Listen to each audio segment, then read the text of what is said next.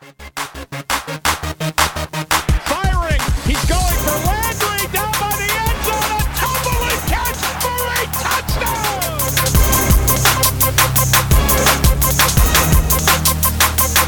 Jump. He's to the 30, 20, 10, 5. Touchdown.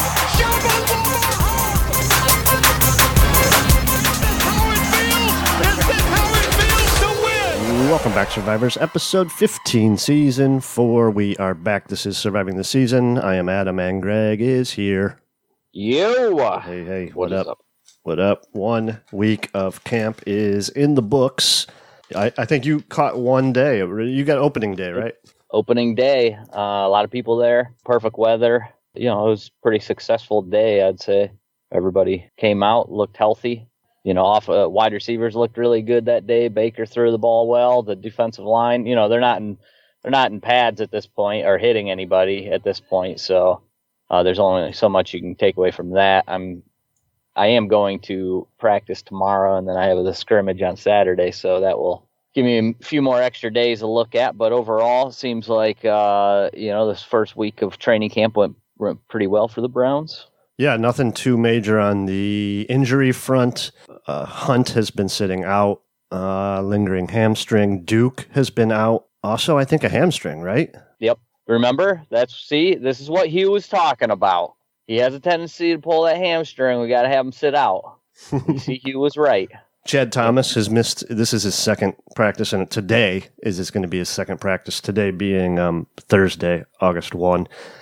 He didn't practice yesterday after a little dust up the last day. Getting after it. Yeah, he dusted up with Pharaoh Brown, one of the backup tight ends. Did we ever get any information what that was about? No, I never saw what it was about. Training camp, players getting chippy, I imagine, for the most part. Somebody calling the other person to try hard or something of that nature. Oh, yeah. Someone else got into a little scuffle being a tryhard. We'll get into that eventually. Let's talk about Chad Thomas. He hasn't done anything, so maybe I've heard reports that he's actually looking better at practice now. Well, the day I was there, there was nothing that stuck out to me that he didn't look noticeably different in any way. He doesn't have the same. I mean, the difference between Miles and Olivier Vernon, and then what we have in after that is like astronomical at the defensive end position.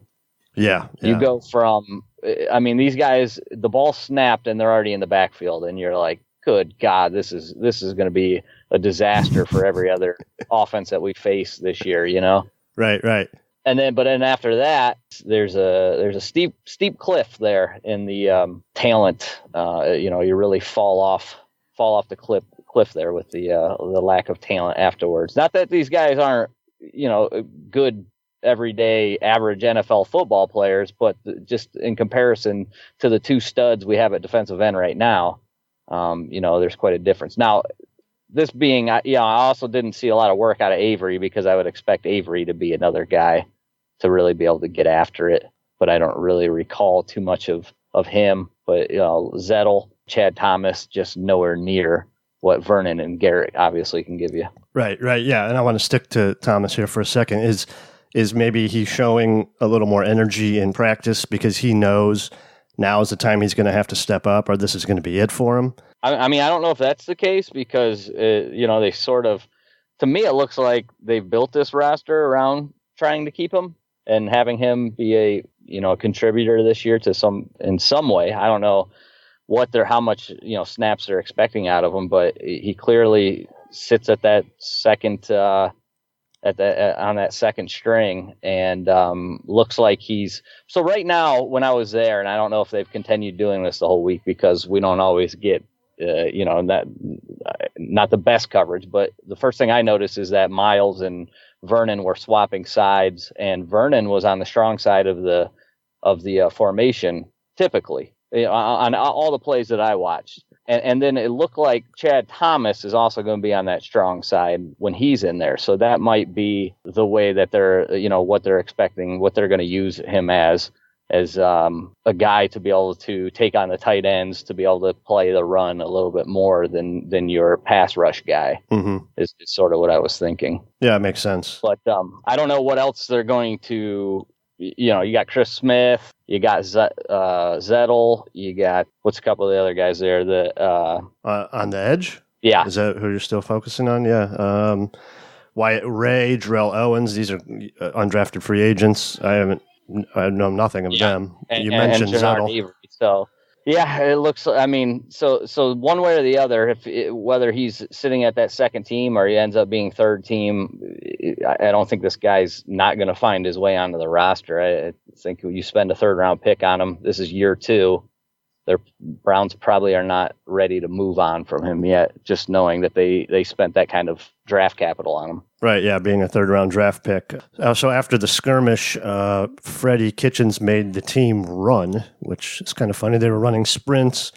A fan yelled at Thomas to hustle, and Chad Thomas flipped him off. The fan then yelled, "You're going to be sitting over here with me soon." Nice. Nothing like Cleveland, nothing like, let's go out, support our team, and then heckle the players at training camp. Oh, just fantastic by whatever fan that is. Yeah. Please don't heckle the talent. Come on, man. I mean, dude, give me a break. What is wrong with these people? Everyone's fired up, dude. You're heckling the team that you're cheering for. Yeah. If anything, try to build them up. This is what we do way too often is we try to tear these guys down. And then, and act like, well, they're not human beings. They're just football players. They're robots, basically. They're just out there for they don't have anything stress in their life or things to have to worry about or family at home. And they don't read the stuff that's written about them on Twitter or in the newspaper. And when we heckle them, they're robots. They don't have feelings. They're just, they're here for our entertainment purposes only. So therefore, I can go out to practice, Browns practice, act like a complete buffoon. But meanwhile, if I go to this guy's landscaping job and I'm yelling at him, "Fucking mow that lawn, buddy! Mow that lawn! Rake up those leaves! Come on, bitch! Rake those leaves up, bitch!" And we'll see how that goes over at this dude's job. Come on, right? Give me a break. Yeah, I could probably just keep dragging this too, but we can probably move on. Yeah, I mean, I'm all for, if you want to drive to Steelers practice and heckle them, I'm for that because you're a Browns fan. Right. Don't go out and heckle your own players. Agree. No, you shouldn't heckle players at any camp. These are the guy. This guy probably heckles his own son at his basketball or football games. He's one of those assholes. Definitely one of the guys yelling at the Little League umpire. Yelling at the coach. "Oh, my son deserves to play more." No, your son's terrible. I'm sorry to tell you. He's terrible. "No, I know. I've been working with him in the backyard. He deserves more playing time." I'm sorry, sir. Your son is useless. Kid's got the mitt on the wrong hand.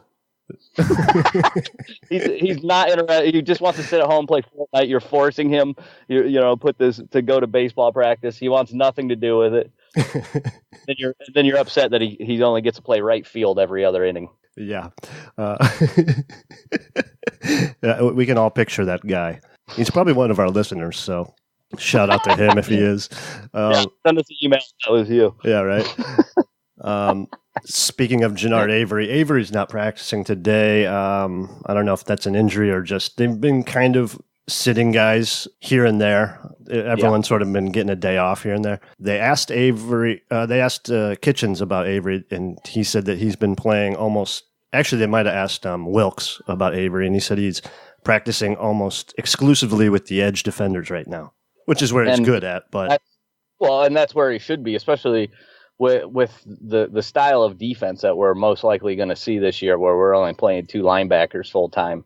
We're going to be in our nickel look more often than not, and I mean by a high percentage from all accounts that we're going to, that you're going to have right now what seems to be Schobert and Kirksey, and that means Genard Avery. There's no need for him to worry about playing that other linebacker position. You're not going to have him, and then when you get into pass rush situations, this is when you're going to allow him to get in there, pin his ears back, and go get the quarterback. Yeah, no surprise. Great spot. Yeah. We can move inside from there. Ogunjobi and Richardson have obviously shown up. Richardson's quite the character in some of his dealings with His the interview, media. yeah, pretty good. Yeah, I like it. He seems to. So he was always known of being, immature and maybe not being 100% all in football all the time when he was with these other teams. He's had a couple run in. From what I've seen, that seems to be past him.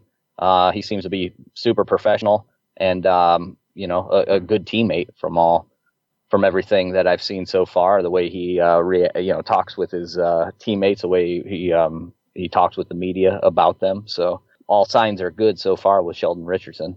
Yeah, looking forward to it too, man.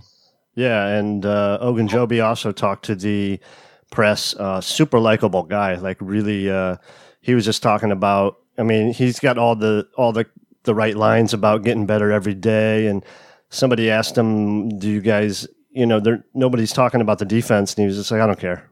We don't care about that." Yeah, we're just out there, getting better. That's the go-to answer this time of year. What's it about? Just improving. About wins. That is definitely. I just want to win. Yeah, that's definitely the line. We're just looking at the next play, the next day. We're just getting better one day at a time. And also a big thing that everybody's been talking about is technique. We're working on our technique. I've heard it a lot this year compared to past. Coaches seem to be really focused on technique. So that could be good. Coaches are focused on coaching this year. That's good to hear. For a change. Not letting everybody know that I'm in charge here. I drive the bus. All right, damn it. Stepping on toes and infighting. So, yeah, we're actually getting into football, talking about technique, that sort of thing. Freddie getting on guys left and right from what I've seen at practice, not allowing, not standing for mistakes. You brought up that he made everybody run when they got into a fight. Some people are like, I'm reading like, oh, what is it? This is high school stuff. Okay, so do they do it wrong in high school if you're trying to build a team? That's what I don't understand. Oh, I mean, this is a team sport, right?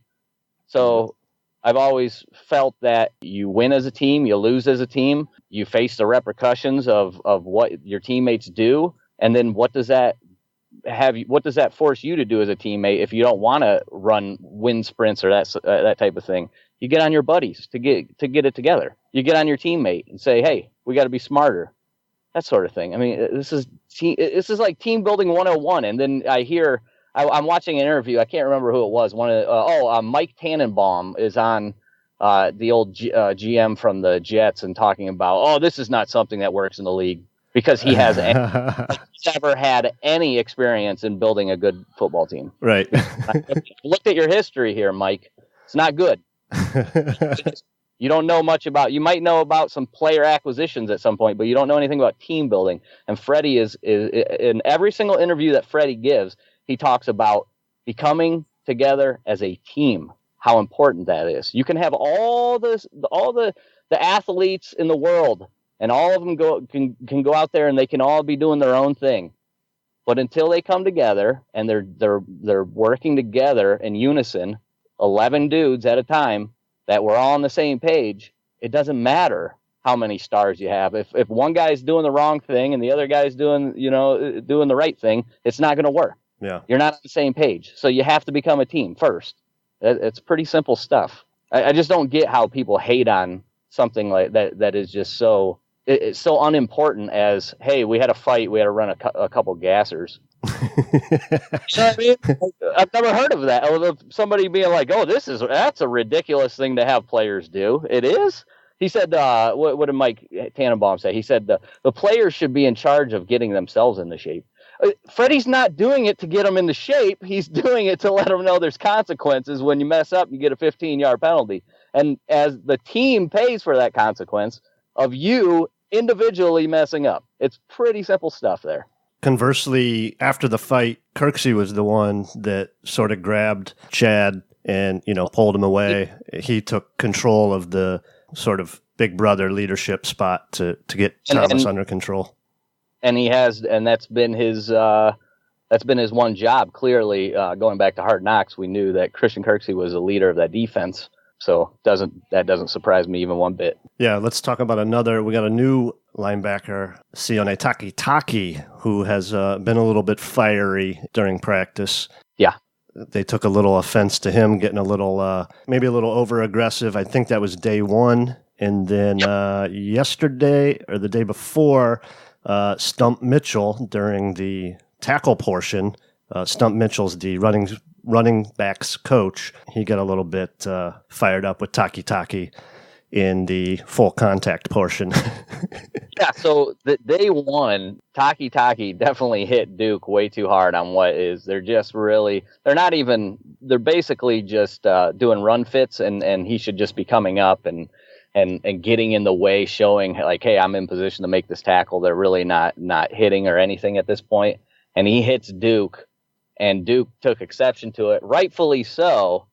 At the same time, I know what Taki's trying to make himself be seen. He's going out there and he knows one way of playing. It's 110%, going full go, playing hard all the time. And he wants it to be known that he'll put a lick on you if it comes to it. I get why Stump Mitchell's going to be upset about this, and I get why Duke got upset about it. And at the same time, I get what Taki is doing. This is everyday camp stuff here again. Young guy trying to get his name up there and let the coaches know that he's going to give it his all. And at the same time, you got to protect the players. So all around, it makes sense from both sides of why everybody's reacting the way they're reacting to this. Yeah, agreed. Himself, he talked about it a lot. He's still learning how to practice. You heard a couple of the coaches say that's part of, NFL training camp is just learning how to practice. He has been playing exclusively middle linebacker. Joe Schobert's on the last year of his contract, so Taki's playing right behind him. We'll see what goes there moving forward. I mean, to me, it was Joe and Kirksey, and then you had Mac and Taki on the second team. I don't know if I noticed where one is directly behind the other. They almost seem interchangeable. Yeah. Oh, yeah. Did you read that Taki is behind Schobert at middle linebacker only? They asked him, what he was comfortable, if he was comfortable with the Will or the Mike, and he said, I played Mike all last year. I'm super comfortable with it. I'm going to play Mike here almost exclusively. Interesting. I did not hear that. You have Ray Armstrong. He's been playing Will on the second team. Ray Armstrong he's a special teams guy. Yeah. I wouldn't be surprised. I don't know what they're going to keep. This will be the interesting thing once we get down to trying to figure out who's going to make the roster, because the safeties, it seems like they're going to be playing three safeties a lot this year, and which might mean they keep an extra safety. And if that's the case, you probably drop one of these linebackers. But so when we get down to the numbers crunch, it'll be interesting how this whole thing, how many linebackers they end up actually keeping. Right, because you're going to need some for special teams, of course, like you just mentioned. Yep. Yeah, because we got 9 on the roster right now, so they definitely aren't keeping 9 and playing 2. Yeah, exactly. So let's move back to the secondary. Ward, by all accounts, has been having a great camp. He looks very fluid, but did you see day one that post that Odell ran against him, and basically Ward was just like, there was nothing he could do. He basically didn't even move because he was like, I can't cover that. It looks like Odell's hips are on a swivel, dude. Like, I've never seen. It's just so fluid. It's so agile, and then he makes you don't know which way he's going. Is he going left? Is he going right? It doesn't matter. Either way, I'm screwed. That's basically what Denzel Ward's reaction was. And so that was day one when I was there, and Odell caught the touchdown pass on that one. And I'm just like, that's uncoverable. You can't cover that. There's nothing you can do. Right. You can't match this guy up in a one-on-one situation without getting your hands on him and think that the cornerback stands a chance. The only way you stand a chance is if you redirect him, get physical with him. You can't be in this situation. It was like 10 yards off the ball, and then I'm just going to meet him, and figure out which way he's going to go and try to make a play. Good luck doing that on Odell, because you just can't read him like that. Yeah. He's too athletic, man. It's still crazy that he's on our team. Well, he looks like something we've never had, obviously, and I'm not sure that we ever have in the history of the Browns had such a wide receiver. I don't think it has ever existed. Probably the best wide receiver to ever play here, and it shows. Like, it took all of half the practice in the day one, where he makes back-to-back just ridiculous circus catches, and you're going, okay, here we go. Yeah. Get this thing started. Okay, so what did you have anything about Ward there, other than him getting beat? Yeah, I mean, he looks ready to go again. Like I said, that was one play where he got beat, but from all other accounts, it looks like, he's matching up well, especially with Odell, where they're going back and forth with one another. So I think it's going to make both of those players better. The fact that each of them are on such high level of play right now. Yeah, really good reports on there. Mitchell has been starting opposite of Ward. I think Greedy started yesterday. Yeah, he did. Okay, because I was going to say, I think Greedy did get a day so far where he was at least. I mean, Mitchell's been very, very good so far too. Greedy's been really good so far also. So that'll be a tough battle. I mean, that thing will probably go all the way up to the last week of training camp before they decide who's going to get the nod for week one. Yeah, all things being equal or close, I imagine they'll throw the veteran out there and let Greedy play in a little bit slow. But that, sometimes we do overread like who's starting in these, a lot of times they just are using different people in different spots. A lot of times guys are just they want them to do some of the drills, but they don't do all of them. So it's... Yeah, especially week one of training camp. Like I said, once we get game 2, game 3, we're going to have a much better idea of where everybody truly lies. But, first, the initial reaction to seeing Mitchell out there over Greedy Williams was not surprised. I wasn't surprised by that by any means. Yeah. Our 7th round pick from last year, Donnie Lewis Jr., he's had a couple things written about him positively. For his battle to make this team. 11 corners right now, so that's going to get knocked down quite a bit as well. Yeah, and it looks like a pretty decent group there. TJ Carey's had some moments where he looked pretty good the first day, and then he had a moment where Higgins just juked him out of his pants and took advantage of him. So, he's still going to be there. He's going to be your guy in the slot, it looks like. Slot, TJ Carey, Eric Murray. Been playing the nickel corner as well. They talked about using 3 safeties.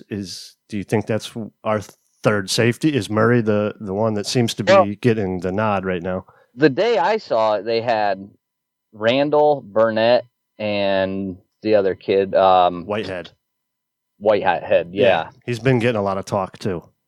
Yeah, which that does. I mean, that's sort of what they did with him in Green Bay, is play that sort of thing.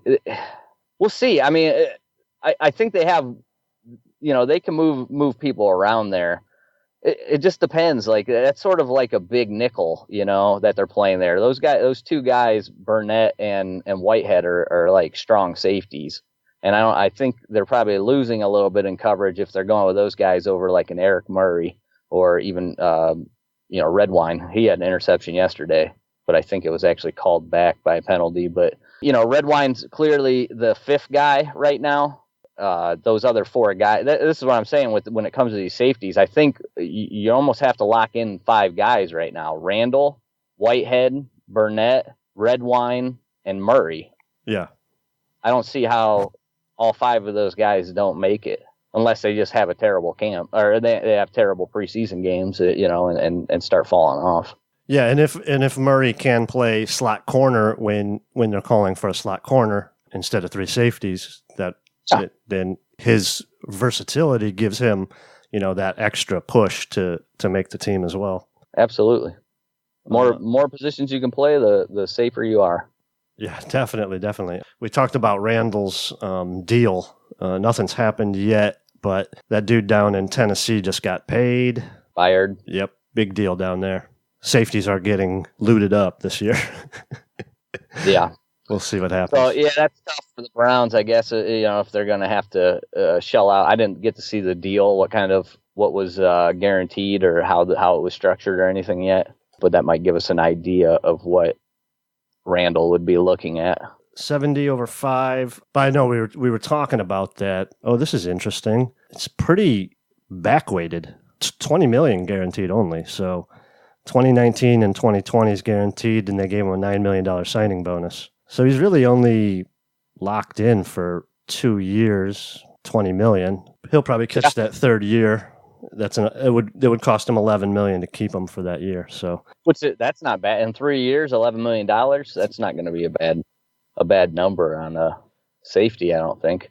I think if the Browns could get Randall to take a deal like this, he's making $9 million now on the last year of his deal here. Right, but so I mean, you're not.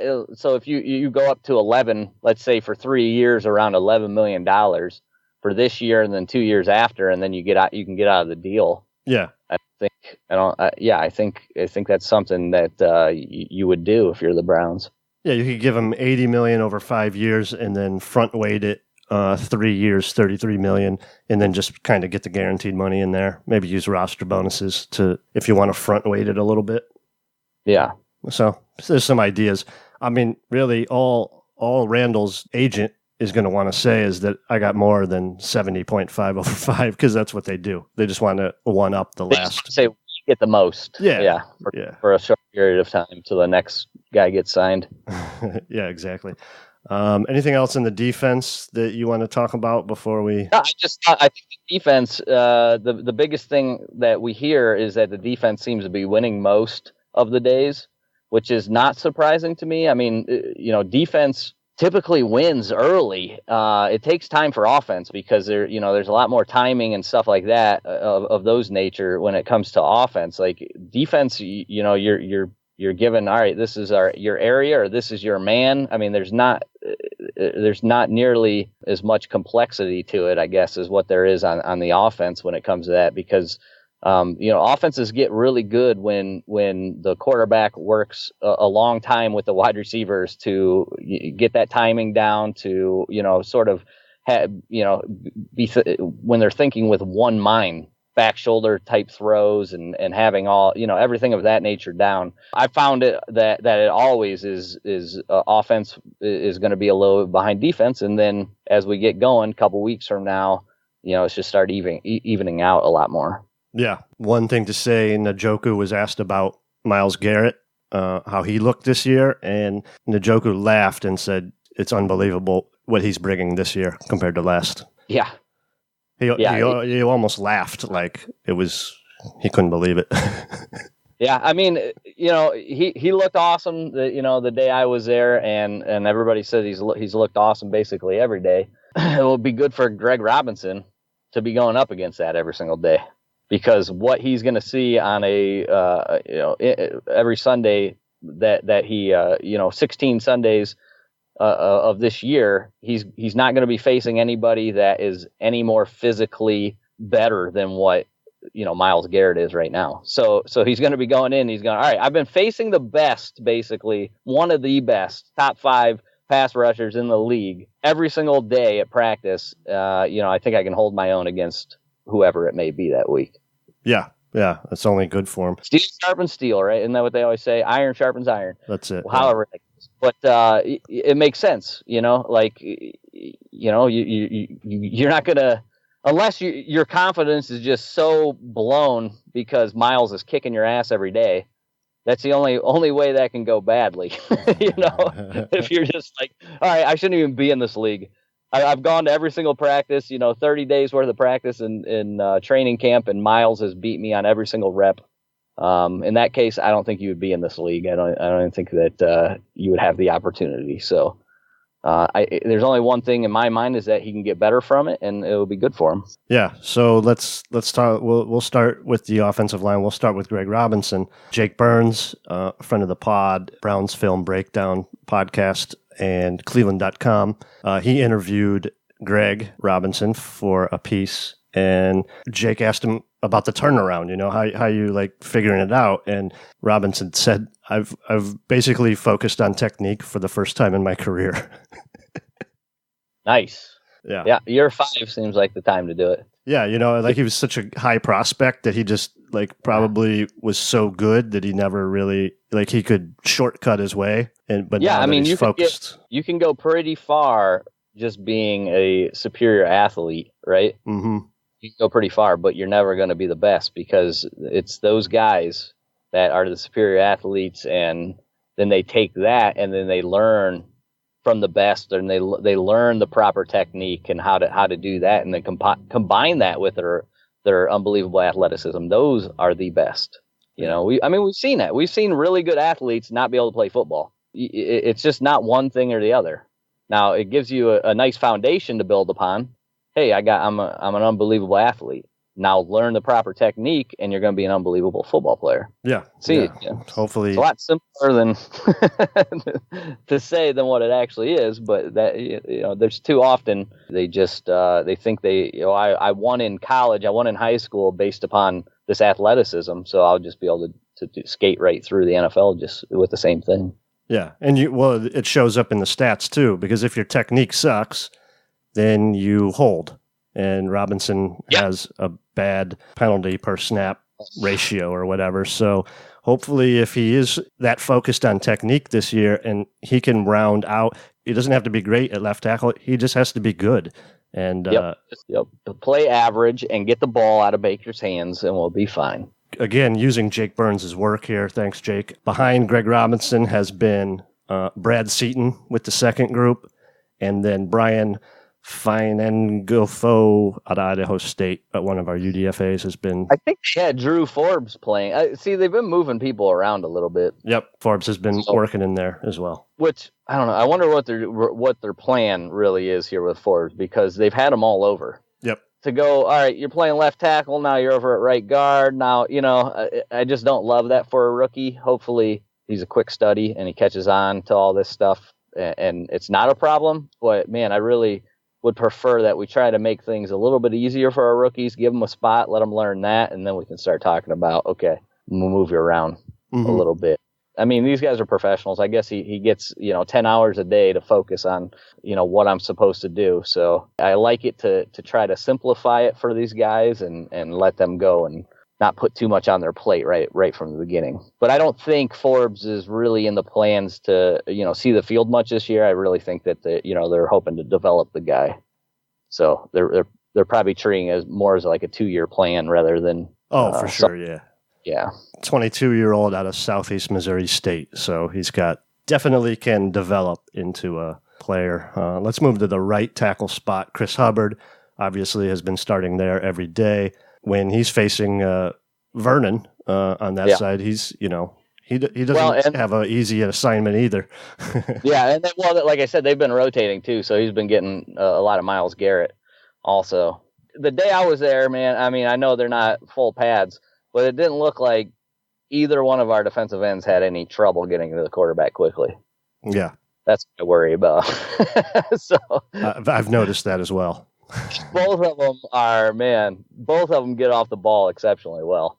I mean, if there's one, I mean, think about the advantage that you get. And this is why, Agba, when you compare like Garrett to Agba, just the ability to get off the snap so as quickly as what Garrett does, it puts you forget all the extra athletic ability he has, all the extra strength and speed and whatnot and bend. He's starting before you, and Vernon does the same thing. Like it's like, all right, I'm going to go race Usain Bolt. He gets to leave the blocks before I do. And I mean, he's already going to beat me by 90 yards or 90 meters in a 100 meter race.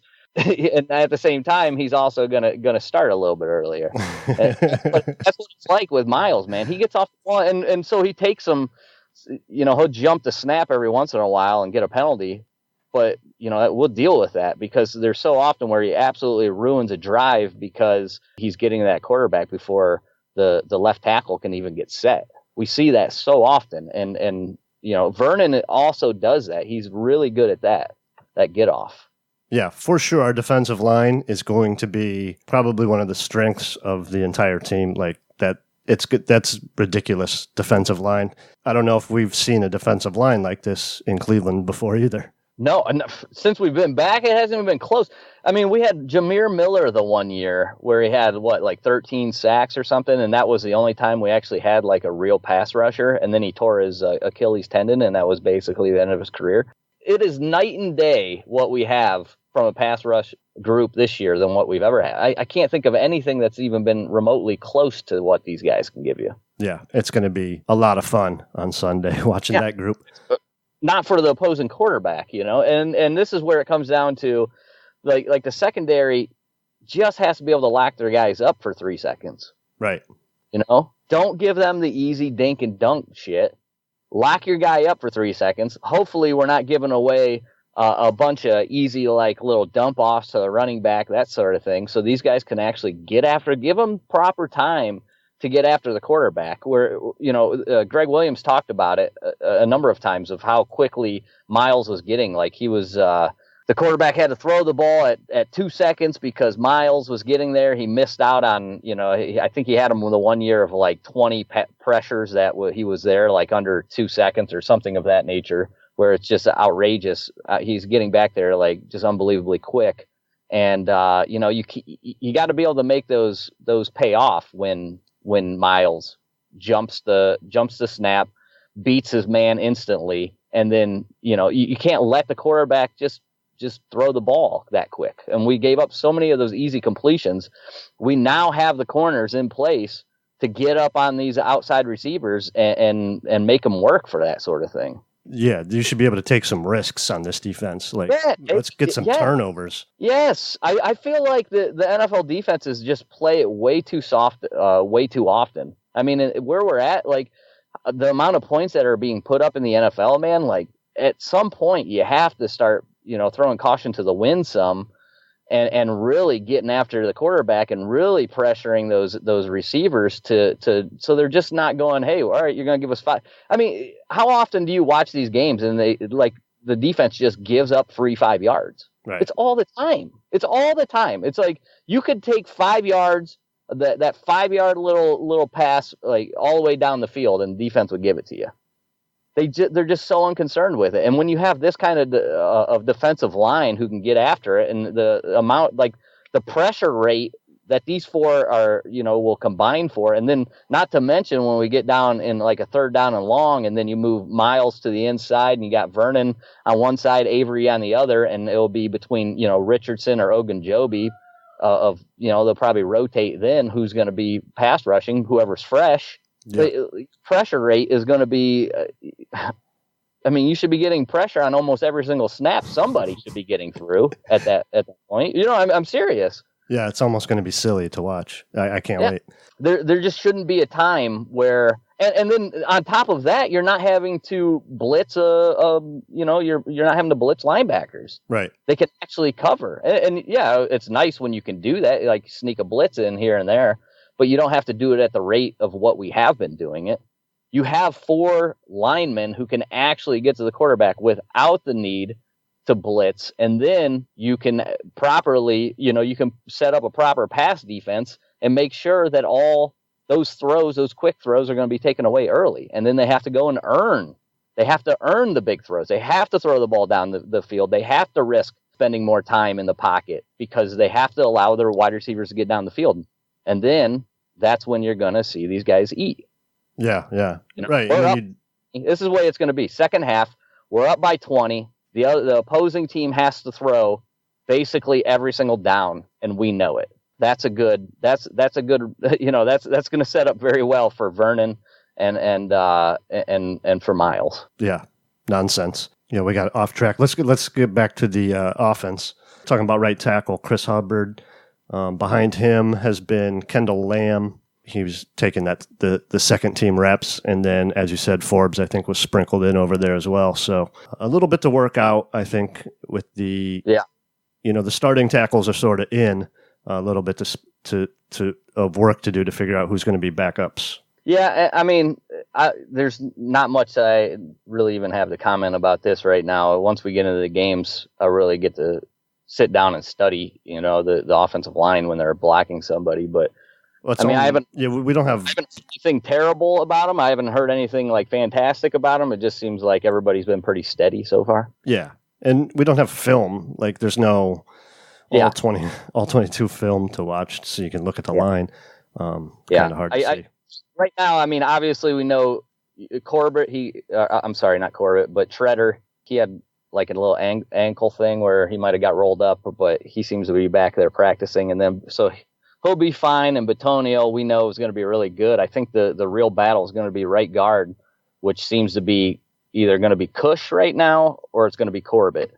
I think that's the one major question mark here of who's going to solidify that. I believe they've been flipping dudes every third. Like Corbett started one day, then Cush. I think they've used Willie Wright there. Okay. Like you said, I think even Forbes played there.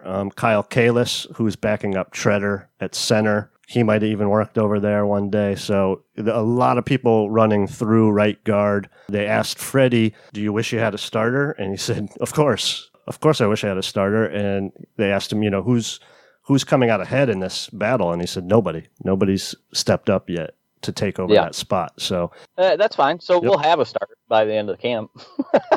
That we will. It's not going to be Kevin Zeitler, though. Yeah, right. So, yeah, but I hope somebody does step up, solidify. I mean, it might just take some game. We might have to get into some games here and see. Sure. From there, let's talk about tight ends. Njoku, Harris, DeValve is in concussion protocol already. DeValve is? He is, yep. Usually where he's at. That's terrible. Yeah, I know. I feel terrible for him. He just cannot stay healthy. How long? They don't know when he's going to be back? No, I think he's a concussion, for Christ's sakes. I think this is the first day of protocol, so. Oh, my God. Yeah. Terrible. Yeah, so he hasn't been practicing. Because so the way it seemed to me the day I was there, so it was Njoku, he was the, if they were in with just one tight end, like he was the one. And then if they went to a 2 tight end set, it was Demetrius Harris, and Njoku was more like the move tight end at that point. Demetrius Harris was, the guy that was going to be in line. And then when they rotated, it looked like it was Seth DeValve then who would come in as like the David Njoku move tight end type thing, and then Pharaoh Brown was coming in like Demetrius Harris's spot, which would make sense to me if that's the way that you're going to, that you're going to use them in those styles, with Seth DeValve being the better pass catcher and Njoku also being the better pass catcher in this case than Harris and Brown. So I was thinking, watching that day, I was like, oh, I could very easily see them keeping all 4 of these tight ends. Stephen Carlson was also out there. He looked fine. He didn't do anything to that day anyways. He caught the ball and it was thrown to him, and he looked just fine. I hope DeValve actually gets back quick here, because this is, man, that sucks, man. I hate to hear that. Well, now I can't find, I wanted to, recheck my work with that. I don't see it, but I'm pretty sure I saw that before. So, okay. Well, Njoku, so far, he had sort of mixed reviews, I guess, is what you would say, from Freddie as usual, and John Lilly, the tight ends coach. They asked Freddie about him. He said, David is not a finished product. He needs to block when he's asked to block and catch the ball when the ball's thrown to him, basically, is what he said. John Lilly, who's tight ends coach, said consistency being the key. He said there was 3 plays, 2 of the plays where his technique was fantastic and he wins, and then 1 where he needs to get better. So still not the most consistent player, Njoku, here in year 3. I'm hoping that he gets that solved. From the day I was there, he caught the ball very well. I haven't heard anything yet of drops plaguing him so far this year.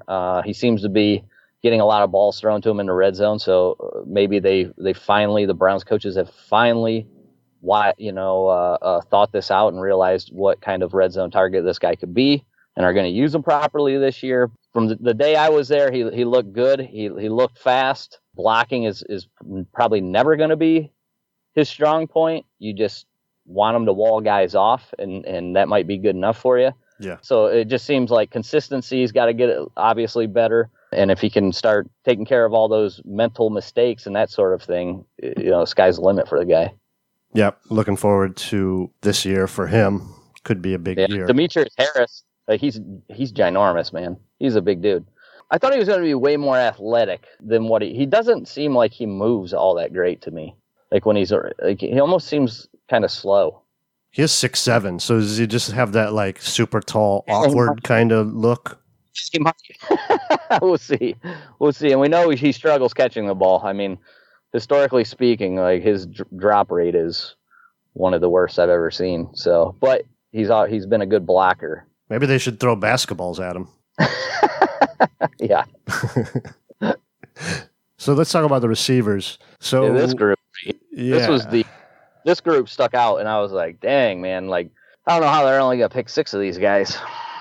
Yeah, it's quite the group right now. For starters, on the outside has been Beckham, and Higgins is starting on the outside with Landry starting in the slot. Now, all these are dependent on because okay, go ahead. Let me cut you off real quick because that's not technically true. The starters are Beckham and Landry, and then if they go to 3 wide receiver sets, Higgins comes in on the outside, Landry goes to the slot. Does that make sense? Yeah. Yeah. So not Higgins and Beckham the starters. It's Landry and Beckham were the starters so far. Okay. But Higgins has been playing over Callaway? Yeah, everybody's been playing over Callaway. Now, it seems like Callaway's been having a much better day today. I was on there. He caught 2 touchdown passes over Tavierre Thomas and on Twitter. I'm seeing that, and people are saying he's having a better day. So before Antonio Callaway was clearly on, at least the first day, on the second team only. Getting first team reps before Callaway was, like you said, Higgins, Willies, and Ratley. Now, Damian Ratley has been injured, right? Is he still out? Yeah, he's not practicing today. So he was also ahead. Now, this is, do what you want with this. This doesn't tell us much. This is just saying day one of your training camp, Callaway is clearly, behind these guys so far. That doesn't mean, I don't know what that means. It could be creating some kind, something for Callaway to have to overcome. Maybe it's a wake-up call that, hey, we think you can be better at this sort of thing. Now, the one thing that I did see, there was a mix-up in Stanton was a quarterback at the time. He throws what should be a quick slant because they were playing off coverage and it was wide open. And Callaway continued running his route and didn't see the adjustment that he should have made. And then Stanton came over and talked to him. And we've talked about it here a couple times where it doesn't matter. You can have all the athletic ability in the world. If you don't know where to be and when to be there, then you're basically useless because your quarterback's not going to have any faith in you. So, and that was one play. It could mean very little, but that was, that one stuck out. And then when you see him clearly behind all these other guys, then you start to go, okay, is this what the problem is? Is he just not reading the defense properly? Is he just not, picking up the offense as quickly as what he should? Yeah, that's sort of what I was noticing with him as well. According to all accounts today, he's having a much better day. Yeah, and it's too bad for Ratley because Ratley looked pretty damn good that first day but he got hurt that day. So talk about a guy with, injury. I mean, he dealt with that last year, did he not? Yeah. Willie's also. I mean, Willie's was. Heck, he had that huge play against Baltimore that helped win that game early in the season. And then he gets injured and ends up missing the rest of the season. And he had a really good day. But it didn't stop there. Like Jalen Strong was making plays that day. Damon, the Sheehy Giuseppe kid, that was like the Willie Mays Hayes kid. Yeah. He was making all kinds of plays. Blake Jackson was making plays. I didn't think Blake Jackson stood a chance in hell to make this team this year. Then all of a sudden, in this camp, he's been making plays left and right. He made plays that day. The next day, I'm reading Blake Jackson making plays. The next day, Blake Jackson making plays. So this guy's making a case for himself. Dorian Baker, he's 6'3", 213 is what he's listed. He's the only guy that really has that big wide receiver body. Now, I don't think he really is going to stand a chance, but he made a couple plays that first day. There was a few drops by guys. I think Hyman dropped one. There's a couple other drops, but for the most part, guys were going and making plays. They were catching balls that they, are not 100%, you're going to catch this ball where they're actually going, catching balls behind them or low balls or, that sort of thing. And we haven't seen that in the past with the Browns. I mean, this is by far the most talented group of wide receivers I've ever seen with the Browns. Oh yeah, it's ridiculous. Just every throw to Beckham, you expect he's coming down with the pass. Every throw to Landry, you expect he's coming down with it. Even Higgins, you can throw in there. He's just been so good in this camp so far. Yep, and Higgins is just so damn smooth, and it doesn't surprise me right now that Higgins would be ahead of Callaway. What surprises me is like Willies and Ratley were ahead of Callaway at least. And look, people are saying, well, that's because Callaway's only behind Beckham. Well, okay, well, how come when Beckham's out is Willie's in there before him and Ratley at that exact position? Well, he doesn't play this. Look, man, I'm not saying that's the way it's going to go. I'm not saying that Callaway's a bust or anything of that nature. All I'm saying is early in camp, for some reason, the Browns have put Callaway, down the depth chart a little bit. If it's a way to motivate him, that might be what they're doing. If they're just thinking these other guys are playing better, so be it. It is what it is right now. But there's 6 guys that could clearly make this, that are going to make this roster, but there's a couple other guys that probably deserve a chance to make the roster, and it's going to be a tough cut. I'll tell you what I'm doing right now. Once we get through camp and we get into preseason, Beckham, Landry, and Higgins, you either get like 1 series or none series, and then you let these other 9 dudes work it out. Because we already know those guys can play, right? Yeah, Beckham and Landry probably shouldn't even play preseason. I imagine they'll dress them up and have them go through, stretching and everything, get ready. Maybe you take a series, but after that, I think I sit them down and then you can really get a better feel. Well, I guess probably the team will know, but we'll get a better feel of who are the other 9 guys that can, separate themselves. Obviously, I think Callaway makes it, fairly easily, but they're not cutting Callaway. Right. They're not gonna. I saw people saying, "Well, we can trade him." They're not trading Callaway. No, I don't think so. Unless there's some other underlying stuff that we just don't know about. So to me, it's just early in the camp. Well, let's just say, let's say that Willie's is playing better in Callaway, but the fact that you drafted Callaway in the 4th round means you're going to put Callaway out there before you do you put Willie's out there. Now, how do players respond to something like that? That's I know. It's like basically you got 2 spots, and then you kind of maybe you carry a 7th wide receiver if you can get away with a cut somewhere else. But Callaway's not the kind of guy that you're going to get to the practice squad. Like you think maybe like, okay, Ratley's okay, we want to keep him. Maybe we can sneak him to the practice squad without him getting, picked up. But you're not going to be able to do that with Callaway. He's just it's not. Yeah, so that's the problem where you're going to get a tough cut from the receiver position this year, I think. Yeah, but as of right now, I mean, it all comes down to Ratley getting back here quickly. He's sort of in this Seth the Valve place here where just being injured, not being available could get you cut. But I mean, Higgins, Landry, Beckham, there's 3 100%, and Callaway, there's 4 100%. And now we're talking about Ratley and Willie's being what would, these would be the strong leaders, I guess, to take that 5th and 6th spot. But Blake Jackson's making a case. Sheehy's making a case, and that both of those guys you might be able to get on a practice squad. Yeah. What you end up, maybe one of these guys also takes over the punt return duties, because I know Sheehy's been one that's been out there returning punts. So maybe he takes that over, and that gives him enough to make the squad. Yeah, going to be interesting. Running backs, Orson Charles has been the rare fullback when they've used that. We don't have to talk much about that. Hunt has been out. Duke has been out. And Chubb looks better than ever. So yeah, every moment that Duke's out, Dontrell Hilliard gets more opportunity. And from all accounts, he's seized every opportunity that has come his way. He was good on the day I was there catching the ball and running.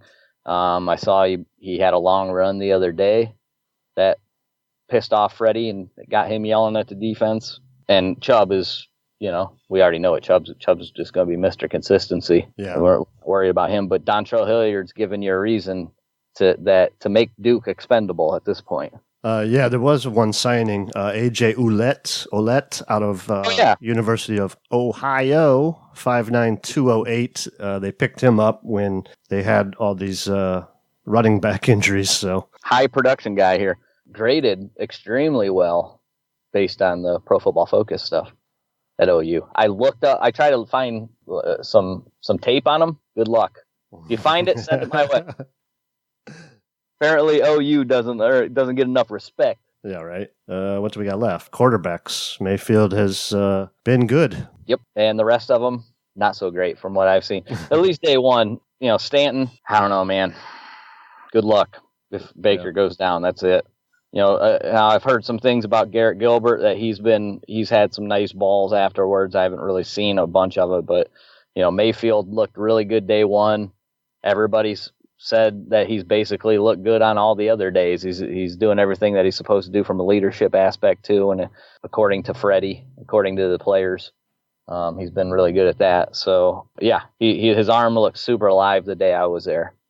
Like it's such a noticeable difference between Baker throwing and then you get Stanton and followed by David Blau, who David Blau shorter than Baker looks like, anyways. I don't know what he's listed at, but he looks like a couple inches shorter than Baker, and I was like, dang, I didn't know we would have a quarterback that Baker would tower over. He's listed 6'2", but okay. Doesn't look it out there. Maybe Baker has some tall cleats on. Yeah. Baker did yell at the receivers in a scramble drill for not coming back to him. Freddie talked about it. Baker talked about it. Baker took some shots at Grossi, which were pretty awesome. Grossi asked Mayfield about his new mustache. Mayfield said, "Where's yours?" Tony said, "It's been retired." And then Mayfield said, "I thought you were retiring." Oh, man. That's great. So everybody picks on Tony. Freddie takes shots at Tony. Baker takes shots at Tony. It's funny, man. Yep. They all get their shots in. Well deserved, too. Yeah. He's taken his shots at everybody over the years. I know that. Yeah. So he definitely deserves some coming back. Probably a quick special teams. Someone asked Freddie about the punt returner, and he mentioned Callaway quickly before sort of saying, well, he's one of them. I thought so the day I was there also, if we're talking about punting right now, both of them kicked the shit out of the ball, both punters. But the Scottish Hammer, man, whoo, he can really kick the shit out of it, man. Was that Jamie Gillen?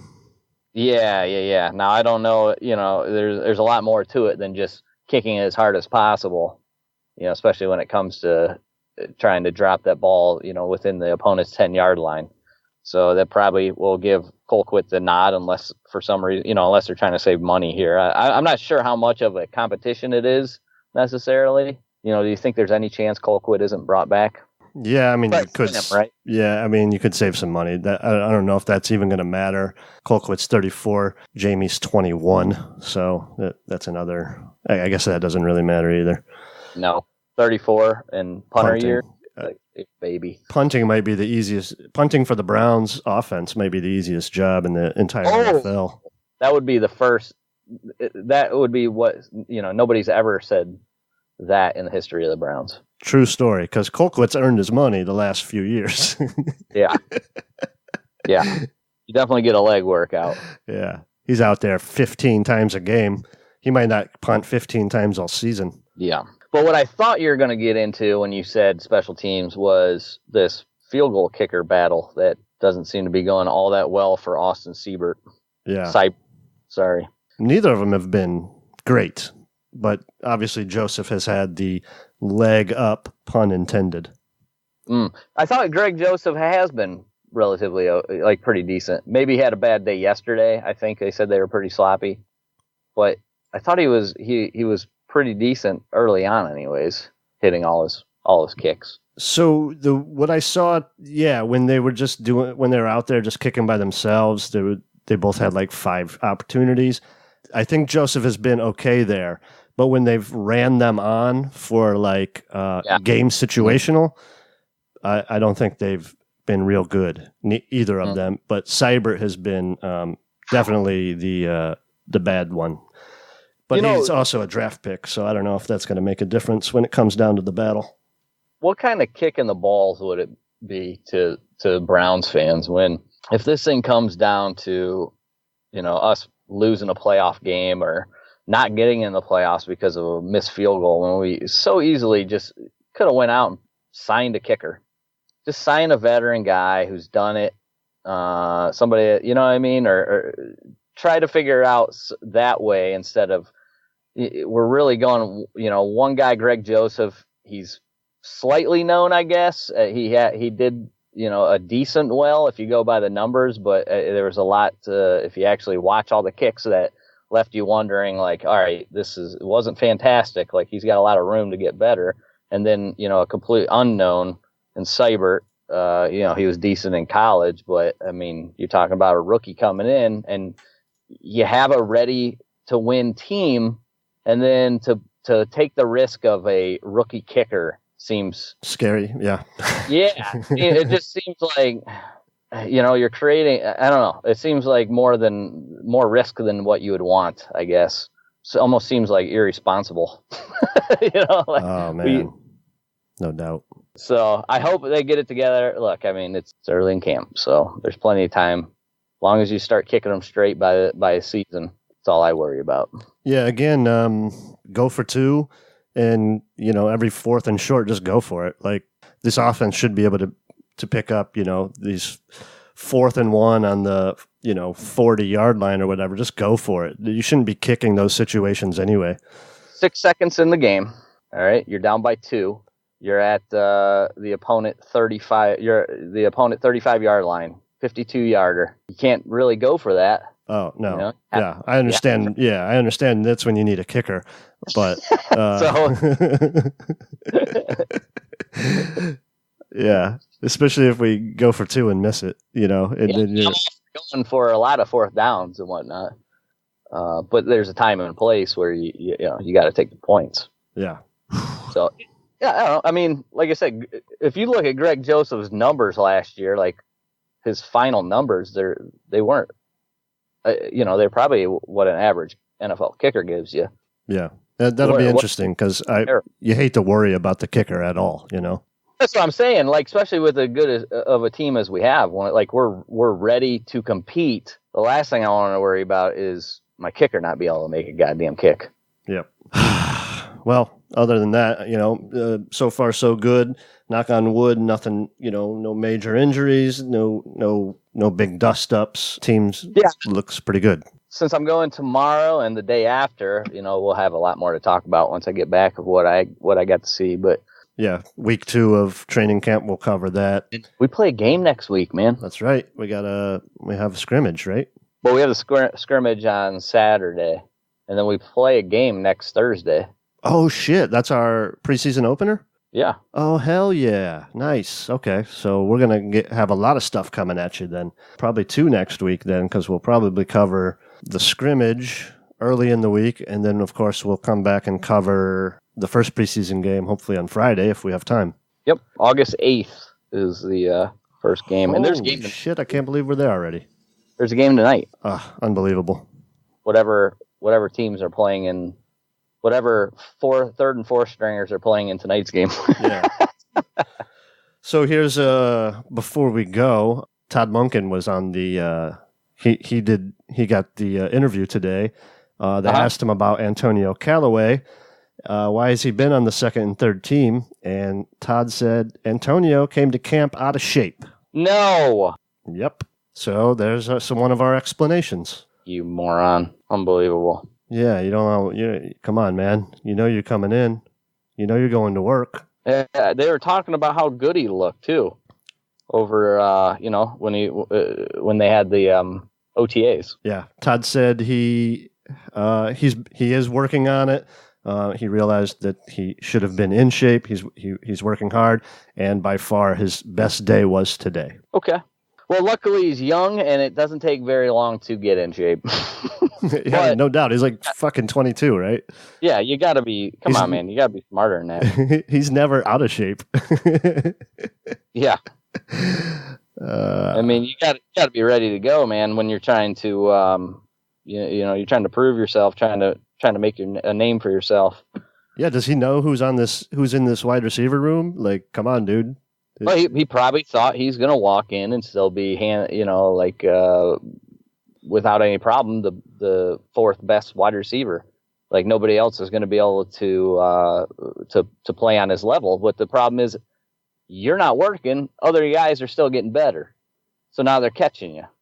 Yeah. You're giving other people opportunity because you're sitting at home playing Fortnite or whatever the hell you're doing. Meanwhile, Willies is over there working his ass off. Less athletic ability, but he knows the playbook when he gets there, and he's in shape. So guess what? He gets the first nod at it. Callaway tweeted after practice, "If you sleeping on me, I want you to keep that same energy." All right. I'm not sure what that means, but I think he's fired up that he had a good day. The problem is he's been sleeping too much. Yeah, no doubt. Just a lack of energy.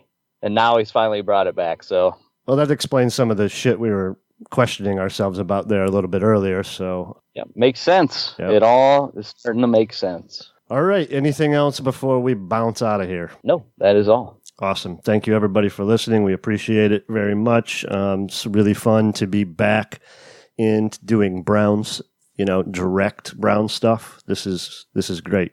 Fucking game next week. You kidding me? Amazing. What's our Twitter? At STS Podcast.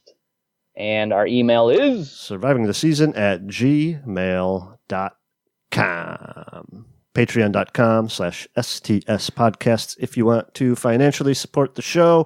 Shout out to all our executive producers over there. Thank you guys very much. We appreciate it. Gregory, tell them what we say. keep on surviving.